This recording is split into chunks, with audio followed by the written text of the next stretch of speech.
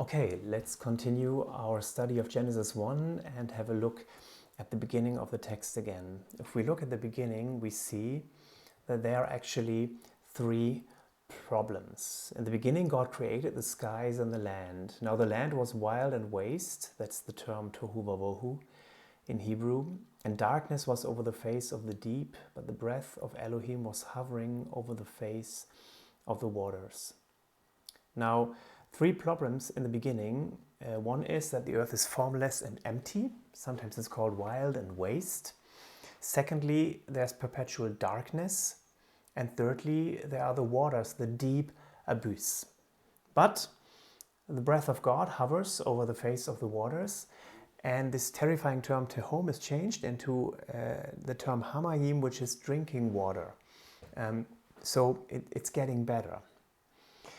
Now, when we look at these at the start about the problems that are there, we might wish something else. We might wish that in the beginning there was nothing and God created matter out of nothing. Everything, the stars, the universe were made.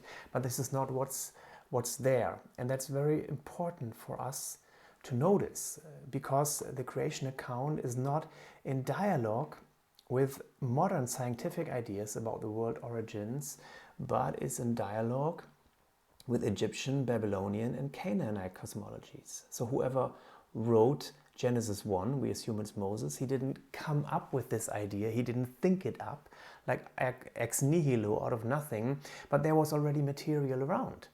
And this is a dialogue. So we could say if an Egyptian, a Babylonian, and an Israelite walked into a bar, the odds are high that they would have a rising conversation about the pre-creation state. And the dialogues in Genesis 1 to 3 show many similarities with other ancient Near Eastern cosmologies, but also show many differences. And what is an ancient Near Eastern cosmology? It's an account of the origins of the universe as humans experience it. But ancient cosmology stories do not have as their primary purpose to describe the physical material process by which the universe came into being. So was it evolution? Was it spoken? Was it formed? How did it go? That's not what they're interested in. Their primary purpose is to address worldview issues, the nature and the purpose of the world. Who are we? Where are we? Why are we here? Who are the gods? And I think in order for us to appreciate a little bit what is happening in the biblical account, it would be good to not just look at what are our rival cosmologies, like materialism or pantheism, but let's look a little bit about the stories they had back then. So we do a quick survey of, in this case, start with Egyptian cosmology. There are some key texts, the pyramid text, the coffin text, the Book of the Dead. And I want to read you a little story from the coffin text. And just imagine now again, this is the story that is around. The waters speak. I am the waters, unique, without second. Atum speaks. That is where I evolved, on the great occasion of my floating that happened to me. I, Atum the creator, am the one who once evolved. Circlet, who is in his egg. I am the one who began therein in the waters. See, the flood is subtracted from me. See, I am the remainder. I made my body evolve through my own effectiveness. I am the one who made me. I build myself as I wished according to my heart. Now for us that sounds like a very strange text, but for them that was the normal story. And this account goes on to describe the generation of 8 other deities out of Atum's own body, and all these different deities are the different elements of the cosmos. I wrote a little short summary here. Atum generated the rest of the Enea, the other 8 deities of Egyptian pantheon, by self-impregnation. He swallows his own reproductive fluids, nicely worded.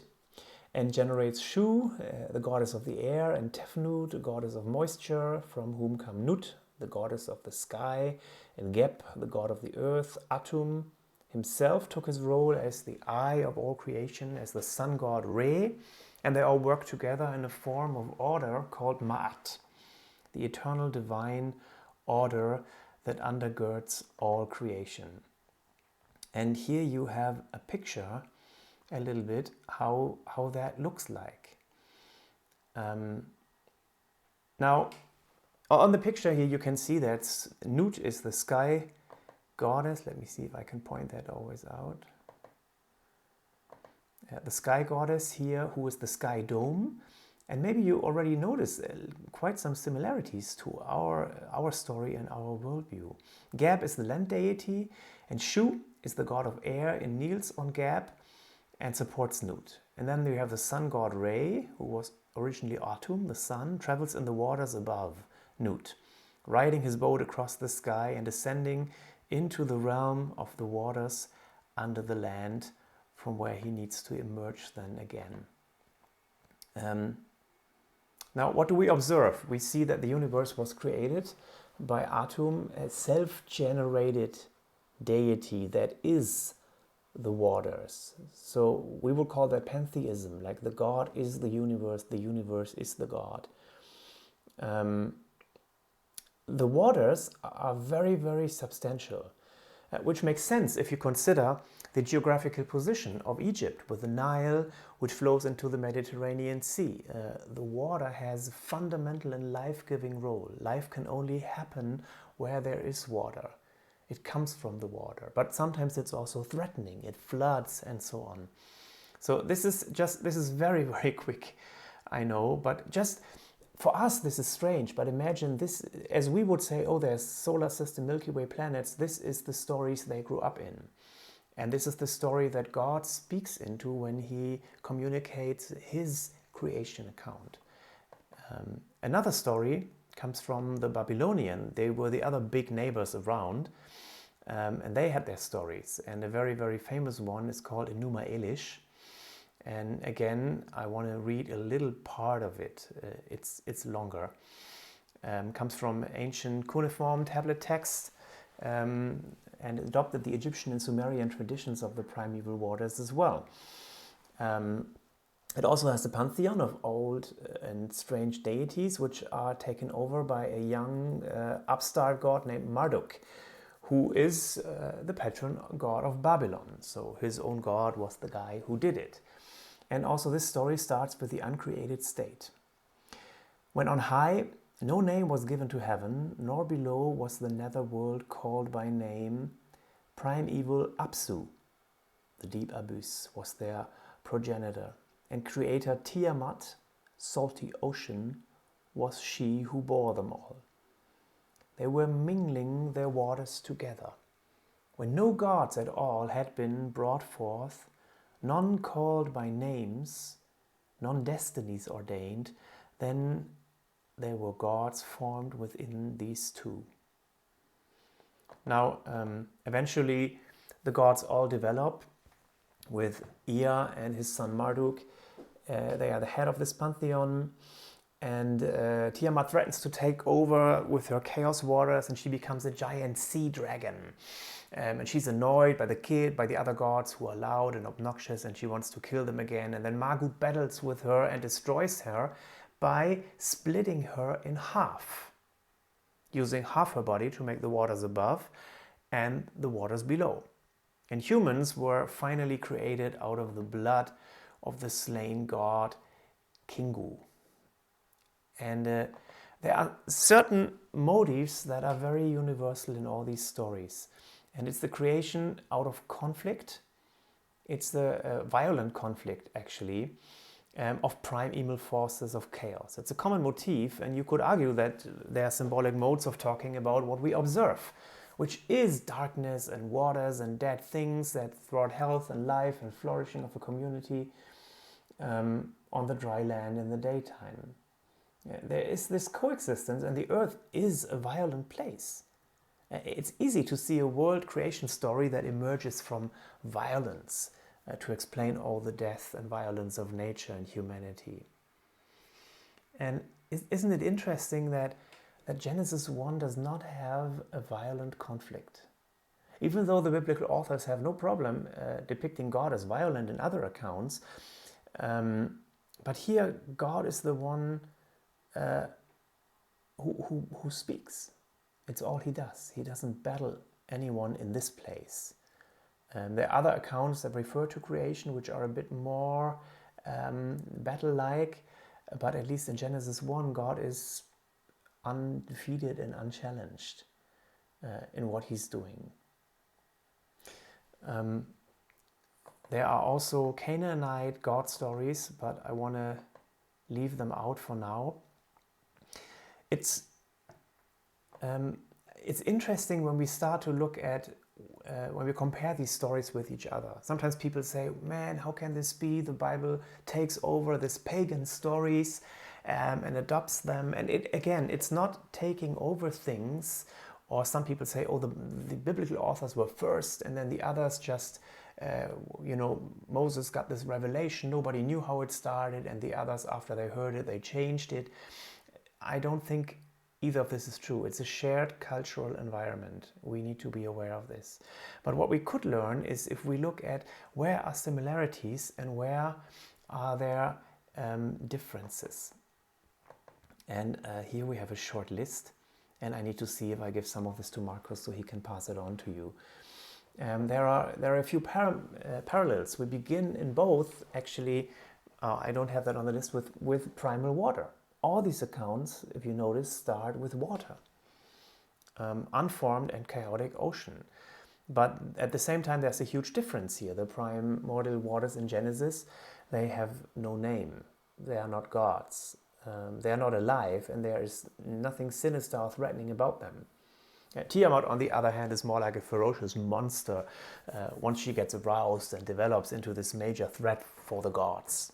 And gods is plural here. And these gods who we are supposed to worship are mightily afraid, and the outcome is not guaranteed. The gods know despair, and they quarrel, and they fight. No wonder that the world is such a mess. They are not principally different from mortals, only they are immortal and they are more powerful. And such gods give little hope. In the Babylonian story, Marduk separates the heaven from the earth by cutting Tiamat's carcass into two parts. And like I said, God just speaks. The only sea monsters in this text are mentioned in Genesis 1 verse 21. Sometimes they are translated big fish, or I don't know what is in your translation in that faith, but actually the Hebrew word is monster. It's sea monster. And this word can be used as mythological monsters such as Leviathan, the dragon, or the sea serpent that waged war against Baal. But in a subtle way, it makes clear that God has no opponent. All creatures, even the biggest, even the most scary ones, are just that, they're creatures. And God created them all. In the understanding of the Babylonians, I put that out, we can look at this later on, sorry, and other nations, the gods had a beginning and they were limited in personal power. But in Genesis, God is not. The gods were greedy, fearful, ignorant, jealous, and so on. The stars ruled over the fate and the destiny of the humans. And in Genesis, the stars are just lights. The sun and the moon were wildly believed to be gods, and Genesis doesn't even refer to them by name. Notice that everything is named, the land, the water, the sea, and so on, and sun and moon are just called lights. They are reduced to the status of lamps, of a clock and a calendar. Also in the Babylonian myth, they promote Babylon's national god Marduk. And in Genesis, there is no national bias. The word in Genesis 1 is actually Elohim. It's not even Yahweh. We are dealing with the God of all the earth, not with a tribal deity. And this contrast is strong, and we are beginning to understand that Genesis is a radical departure from what everybody else at that time believed. And the original readers were the only monotheists among multitudes of idolaters. They lived in a world of many gods and dragons and spirits and magic and astrology, and they needed to hear this message of Genesis 1. This is a radical, revolutionary and subversive statement. No one had ever written anything like that. Genesis 1 is not a statement of science, it's a statement of worldview. It's not a timeless statement, but it's polemic.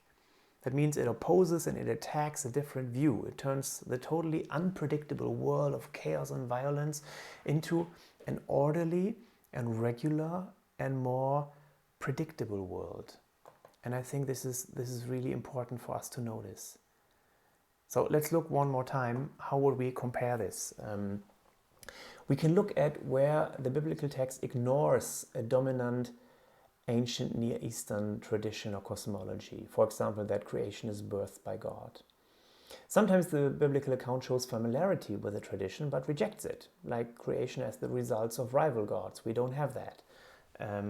There's no rival to God. Sometimes something is shared and other parts are rejected. In both stories, I didn't go through all the text, humans are made of clay. But in the other stories, they are made to be the slaves of the gods, and this is different in Genesis 1. Sometimes Genesis shows an awareness of a certain tradition and adapts it a little bit. So creation as a result of a battle with a chaos monster. Here we also have the chaos monster, we have the dragon, but it's not a rival, it's a rebel creature, but it's a creature, it's created. And sometimes the creation story reflects a traditional concept, which we are nowadays actually not aware of, but it's there, and that is, for example, that creation is a macro temple. It's a temple in which God takes his dwelling and his residence. There are many, many other things that you could look at and that are compared here between Israel and their ancient Near Eastern partners, but I don't want to go through all this list. I think we will try and give you copies of this, and then you can look at it later on and compare some of the different stories between Israel and between Egypt and Mesopotamia. So you see a number of things. Some of the bigger things is we have monotheism instead of polytheism. We have a good and benevolent God. We have a sovereign creator and creatures, not opponents. We have an orderly, functional and good creation. We have not sun and moon as gods, but they have a function, but they are created things, lights. We have not a national God, but a God of all people, of all the earth. And humans are the climax or almost climax of creation, where in the other stories humans are more like an afterthought. Yep. So again, this picture of how the ancient cosmology looked at, this was more or less shared, but how it came to be, the story, what was going on, that is different. I want to give you one, again, a bit longer quote, but also that helps us appreciate this old ancient worldview a bit better. And maybe also think a little bit about our own ones and what we might overemphasize. It's from Ottmar Kehl, and he wrote, "It should be evident that within the worldview of the ancient Near East, including the Hebrew Bible, their physical, technical and poetic mythical statements and conceptions are not susceptible to consistent separation." That means people in the ancient Near Eastern world, as manifestation and symbol, the two people, the empirical world points beyond its superficial reality. A blurring occurs between the actual and the symbolic, and conversely between the symbolic and the actual, where we would say, now, is it fact, is it precise, or is it a symbol? And for them, that is very, very fluent. The openness, this openness of the everyday earthly world to the spheres of divine life and bottomless, devastating lostness is probably the chief difference between ancient Near Eastern conception of the world and our own, which views the world as a virtually closed mechanical system.